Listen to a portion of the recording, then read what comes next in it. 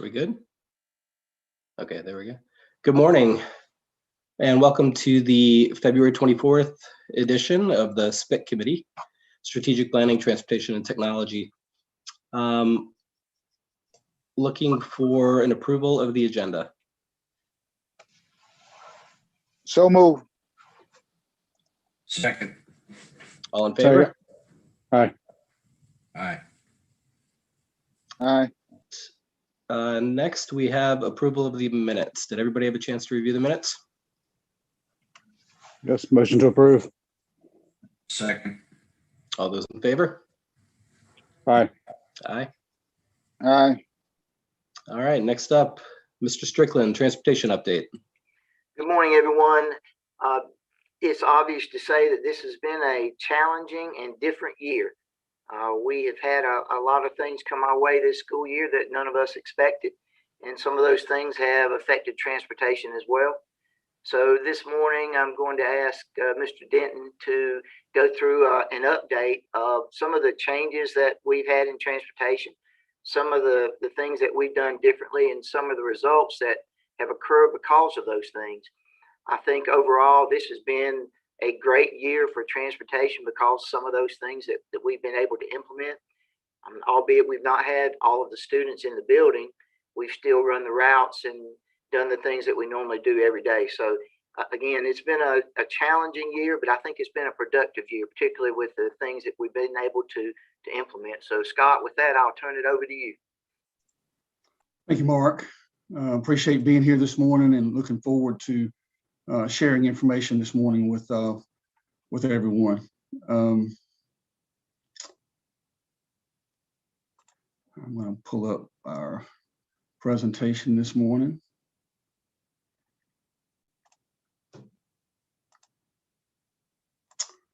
So well, I guess we'll start with our year in review. As you will likely remember, we started our school year anticipating an amplified bus driver shortage.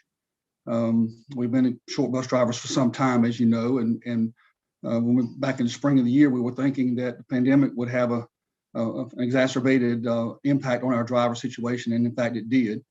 Back then, we decided to go ahead and plan for that, and we implemented a couple, 3 strategies: bus stop consolidation, some planned double routing, and of course, adjusting bell times.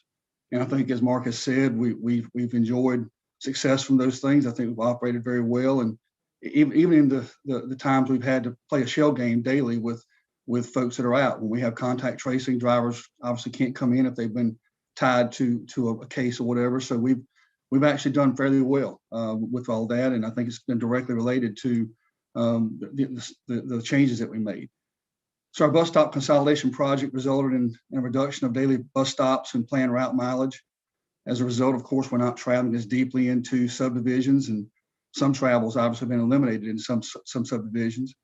The result has been that we have shortened our routes. We've reduced our travel times. We've reduced our accident rate. In fact, our plan is to continue this coming summer with additional bus stop consolidation review. We did not have an opportunity to go through as much detail as we'd like to have last summer. So there have been some areas that we need to go through and continue that project, and we'll be doing that this summer. Shorter routes, of course, result in the ability for us to more effectively make double runs. And double runs is not a preferred strategy, but it's one that we've used effectively this year.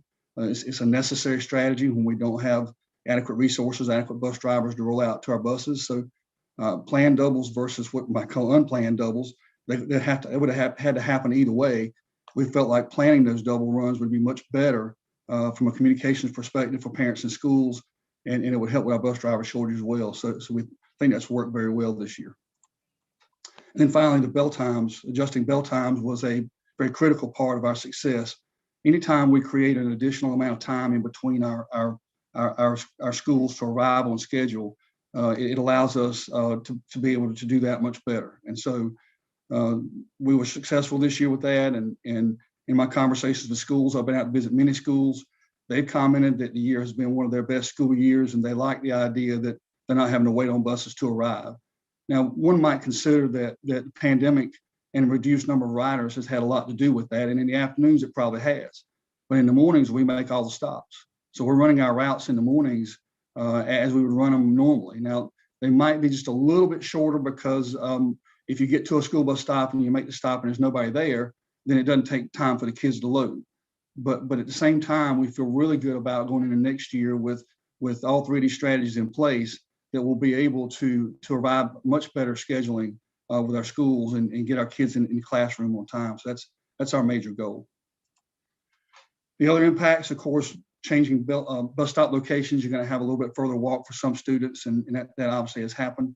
And then some parents don't like where bus stops are located. We've had a couple of parents visit the board and voice their concerns about bus stops where they're located. And some of these things have been in place for years. So I understand parents not really liking the movement about bus stops, but they have obviously been very needed, and that's something that we unfortunately will have to plan to continue in the next year.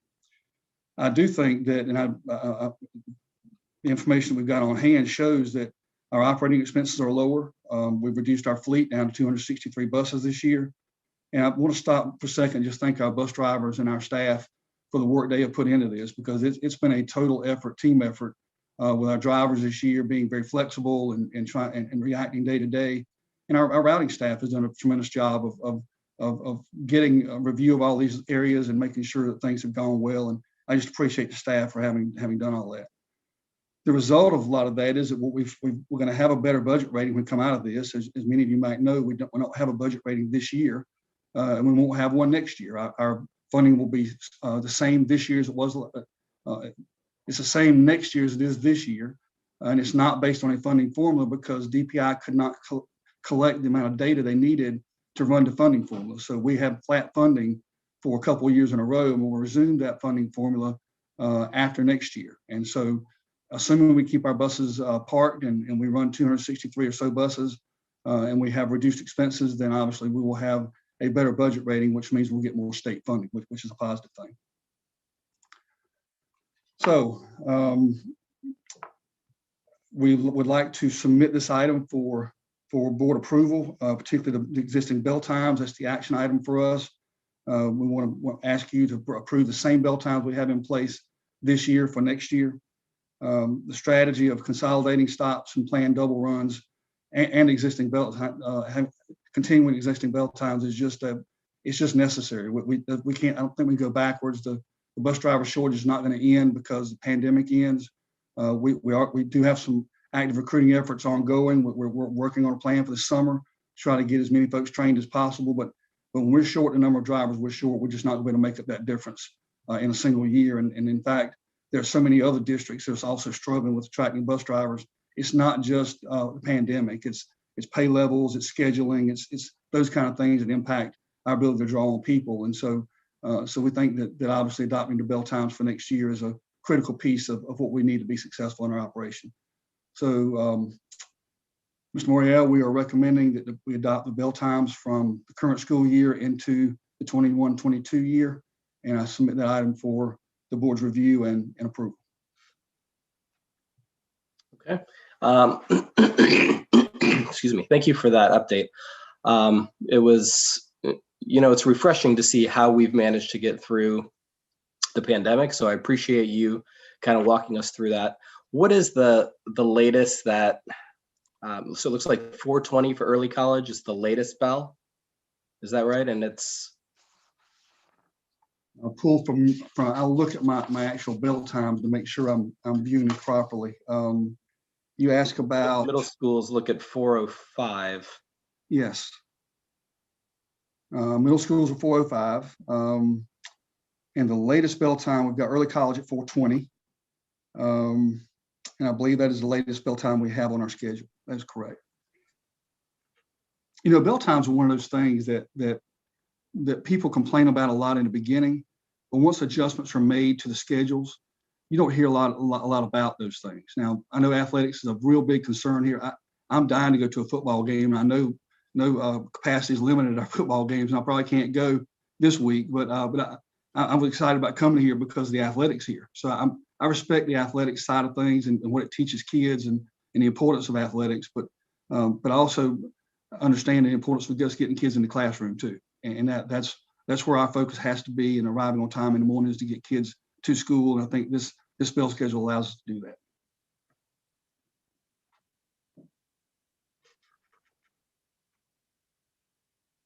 All right, any additional call outs or questions for Mr. Denton or Mr. Strickland?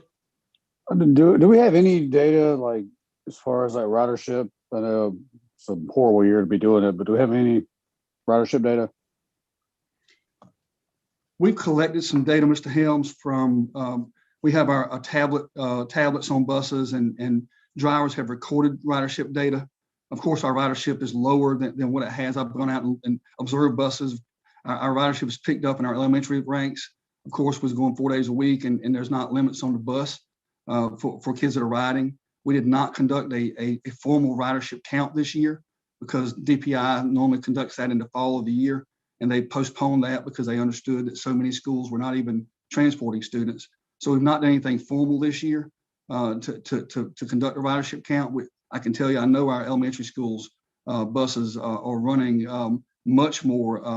I won't say they're full, but they're running much more towards capacity.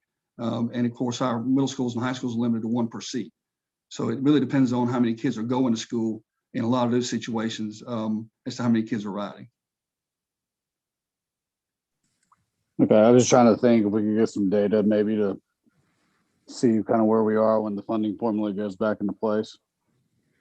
So I guess making assumptions is a bad thing to do, and I won't do that at this point in time, but I will say that we're in the same boat with every other school district that is facing, 1 per seat students and that kind of thing. And I would probably assume it'll go back pretty much normal for everybody, whatever normal looks like, which probably won't be exactly the same as it is now. But I think we're primed.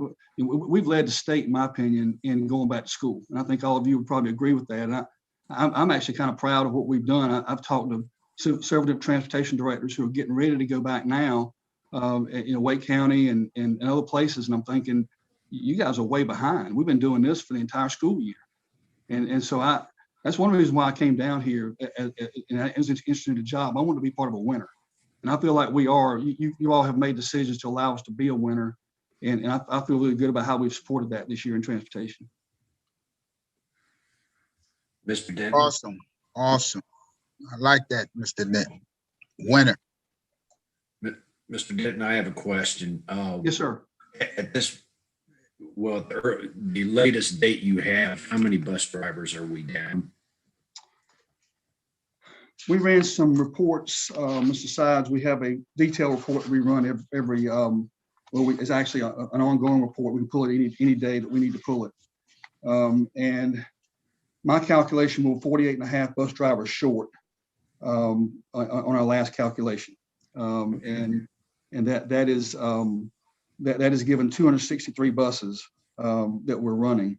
And keep in mind, it figures in not just the vacancies we have, but it figures in workers' comp, family medical leave act absences, short-term disability, COVID absences, and that sort of thing. So there are 20.5 drivers that are out on leave that also figure into our absences because they're out on long-term leave and we can't use them. Bus drivers are not going to be considered eligible for COVID vaccination, are they? It's just educators and. No, sir. I think bus drivers are considered eligible. Are they? Yes, sir. Has that been communicated to all the staff that will be, and are they going to be eligible for the round starting on the 26th? I believe it is. We communicate in 3 separate ways. We use emails as one of our primary communication tools. Some of our drivers don't use email quite as readily. We send out a tablet message because the tablets they sign into every day for payroll purposes. So they get the message before they actually sign in. And then we also made a radio announcement this week to ensure that people were signing up for the vaccine. So we tried to saturate, and I actually walked through the building and called as many people as I could in person with social distancing, obviously, to make sure that they had an opportunity to know that the vaccine was available to them. Do you have any, it may be a little early, but do you have any data as to how many have signed up for getting the vaccination? No, sir, I don't know that information. Okay.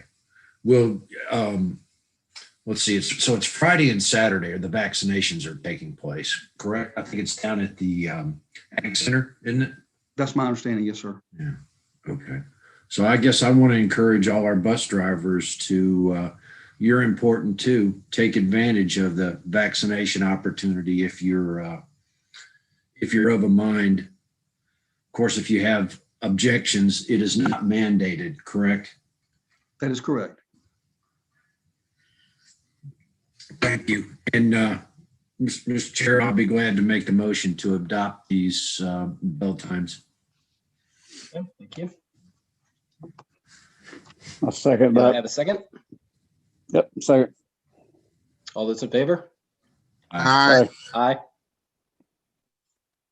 All right, next on the agenda, bus camera purchase.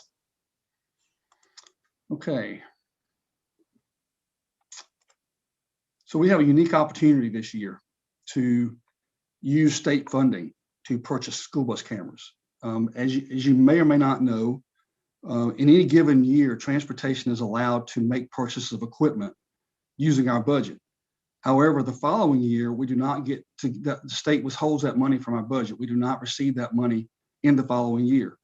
Because there is no calculation this year for our efficiency rating, our budget rating, the state has decided that we can use any available state funding in the transportation budget for equipment purchases without us being held, without, I guess, holding us harmless. We'll not be penalized for using that money. We went through our camera purchases and decided that that we really need to try to replace as many of our cameras as we can. So the result of our review, basically we have 223 cameras that would need to be replaced. Just some things that you might want to know about it. We'll standardize all of our cameras. We have the last 2 years, we purchased the same system we will be purchasing for these 223 school buses. So every camera system we would have would be standardized. They would use the same software. Any repairs we need to make would be plug and play repairs, which means that you could take one component out, replace it with a light component. We'd have those components in stock, so we would be able to keep our a very high degree of our camera reliability going, and of course it streamlines our training for our staff. The viewing of the video becomes much easier because it's all on the same platform. Everything becomes a much more streamlined approach for cameras. The systems will have 1 terabyte of storage. They'll extend our average recording time from 3 to 4 days to about 7 to 8 days, and that depends on length of route, of course. The longer the routes are, the more the cameras run. So that's a ballpark number. Really neat thing about the vendor that we have, Fortress Mobile is a Charlotte-based company, and they have agreed to extend our warranty for all equipment. That's including the 2 years of cameras we purchased the last year and the year before. They'll include that equipment under our warranty and our new cameras through December 31st of 2024. So we'll have a full warranty on every piece of equipment we have through December 31st of 2024, even on the existing equipment. The normal warranty is 2 years. So they're offering a 3+ year warranty, and all of our systems will be covered. So we're really excited about that. We did get a competitive bid from Safety Vision. It was about, believe it or not, $500 more than the bid we got from Fortress Mobile, which is our Charlotte-based company. And that bid came in after we had negotiated with Fortress Mobile. So we didn't get the bid in and call Fortress and say, hey, you got to beat this bid. We played the game very fairly and tried to get a bid from a different company to make sure we were like equipment, we were being competitive. And in fact, I think that we are being very competitive. This would be sort of a sole source vendor concept because obviously we already have 100 of our cameras in place that we would be keeping. And so we're asking for approval of this purchase of the cameras in the amount of $523,239. And Mr. Morial would submit that to the board for discussion and subsequent approval. Make a motion to approve replacing the 223 school bus cameras for a cost of $523,239. I have one question real fast too. Are we 100% sure on the state budget for next year? 100% sure.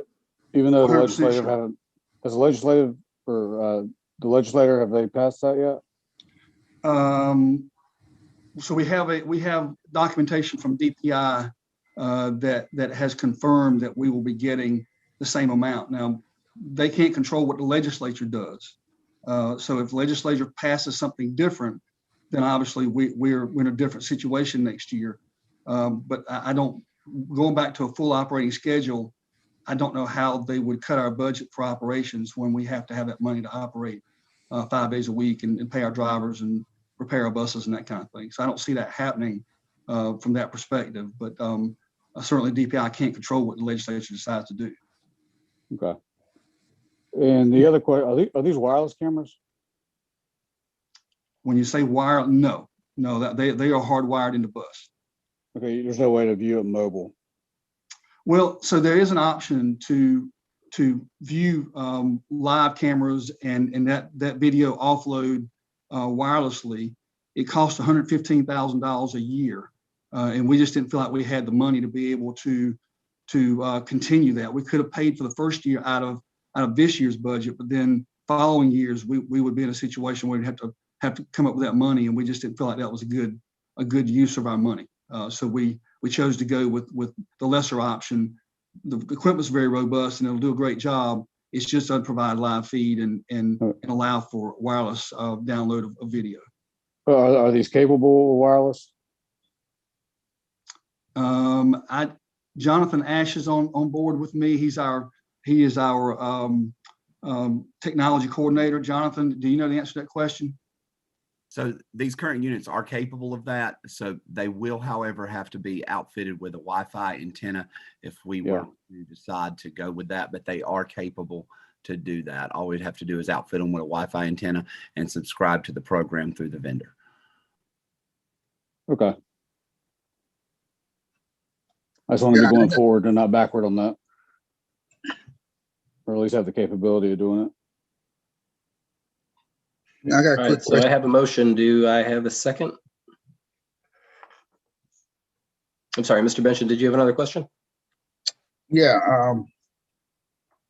this sounds awesome and great. And this company, Fortress Mobile, and I'm only asking this question because I was on a call yesterday with a very, very, very large organization. And we had a prior meeting in December and everything went flawless.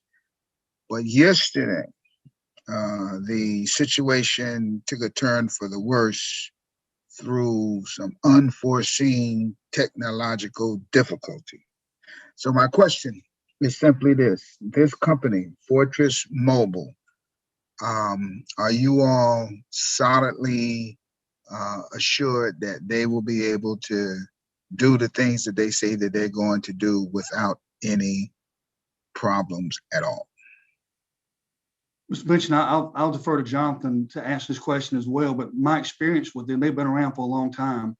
The state actually uses them for some of their stop arm cameras, for purchase of stop arm cameras. So we're not, they're not just some company we stumbled upon. We have been using them for a number of years. Jonathan, you can elaborate a little bit on that, maybe give a better answer than I did with regard to that question. So this company is based in Charlotte, but however, they are a nationally based company as well. So they do business throughout the United States. With that being said, Union County has done business with Fortress Mobile since 2015. I've been in my position since 2016, and I have had no issues with them providing the customer service that we need from this company. And so they have been here when the transportation department needs anything or customer service, or we need repairs. They are typically here within the next day or within the week, let me say it in that manner, to assist and help us out. They are always here to troubleshoot the issue that we have and provide technical assistance for that. I feel for sure that they will be here whenever we need what we need from them. I'm very confident that they will provide you the service that you need, and they will be here for the duration of the warranty. Thank you so much. Go ahead, Mr. Chair. I'm ready. Well, what is the scope of the project? Are they just providing us the cameras, or are they upfitting the buses with them? What are we getting for the 523? So they'll give us brand new camera systems for the 223 replacement cameras we need. They'll also provide the warranty for the additional 100 cameras we have installed on our spare buses and our other buses that are out there. The reason we're going with so many buses, you heard me say earlier, we reduced the number of buses from 290 down to 263. We will have to use those buses as spares. I mean, we want our buses outfitted with cameras, no matter whether they're used on a spare basis or regular basis. And in all likelihood, because we parked 27 buses, those buses will be recycled. Instead of us getting new buses, we may have to use those buses in our fleet for the number of years to come. So we want our buses outfitted with cameras, no matter whether they're a spare bus or a regular bus, because we know we're going to have these buses in our fleet for a while to come. Okay, so we're doing the installation then, right? Actually, they're doing the installation. So the They're doing the installation. Okay. That's correct. Okay, very good. Mr. Denton, All right. One last question, if I may. Yes, sir. Sure. Mr. Denton, if this is approved and approved by the board at our March meeting, when do you intend to, when will they be able to start installation? Is this a summer project or an immediate one? We had planned to allow them to install some over spring break, just because the buses will be sitting still, and we'd have 2 weekends, and we'd have a Friday on a holiday that we could provide access to our buses. And I don't know exactly how long, Mr. Ash, do you know how long the project would take if we're approved and we got to begin installation around spring break?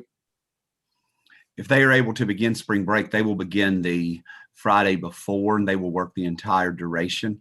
And so I've already just asked them when they could begin. If that was out there, that was one of my questions. And so they will begin that, and they should have it completed by spring break or shortly thereafter. They will work nights and weekends if for instance, they do not complete 5 or 10 buses after spring break, they will work the nights and weekends to complete it. So within the next week following spring break, it should be complete. That's great. We won't have to wait till summer break. Yes, sir. We're very excited about this. And one of the things I didn't really mention, we normally have to use local money, local capital dollars to purchase cameras. This will defer that. We won't need that money for at least 3 years, and probably in that 4th year, we'll be asking for money for the 5th year to start replacement again. So we'll actually benefit the local budget quite a bit by doing this. So that's an exciting piece for the local budget folks, I'm sure. Now, you shouldn't say that, because Mark will find another way to spend the money.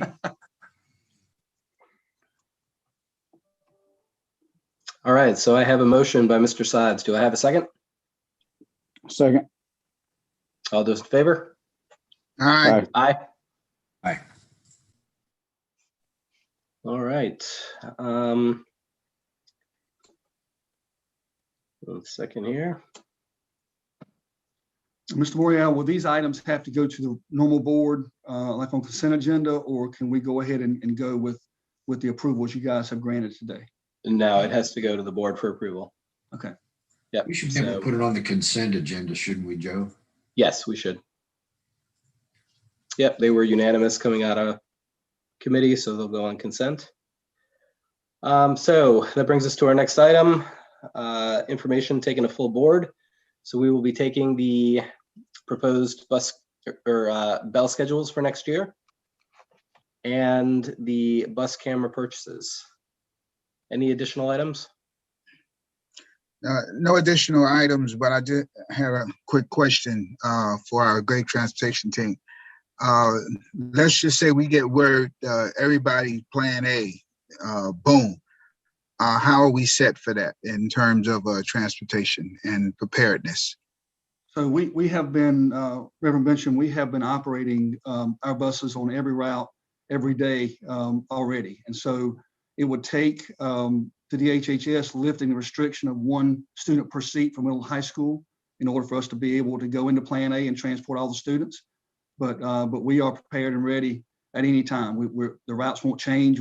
We strategically went ahead and ran our routes the way we run them now, so that when we had the decisions to be made, like could be made to go back full time, we're ready to do that on a moment's notice. It won't change our operation at all. Thank you so much. Thank you so much. Yes, sir. Great to hear. Thank you. All right, our next meeting date is March 24th at 7:30, likely at the PDC. And I will now entertain a motion to adjourn. Don't you have to say the little thing about closed session? I'm sorry, Matt? Don't you have to say the little statute about going into closed session? Ms. Morris? Yeah, we're gonna adjourn to close. I'm sorry, I'm trying to unmute. You have the agenda item for closed session, I'm sorry. And you'll be going in for personnel matters. Okay, and do I have to read a statute for that? Because I don't have that available.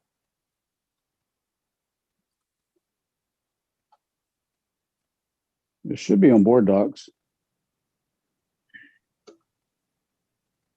The meeting is on board docs and you've all received the link again this morning while we were in this meeting. Ah, okay. All right, so do I read the,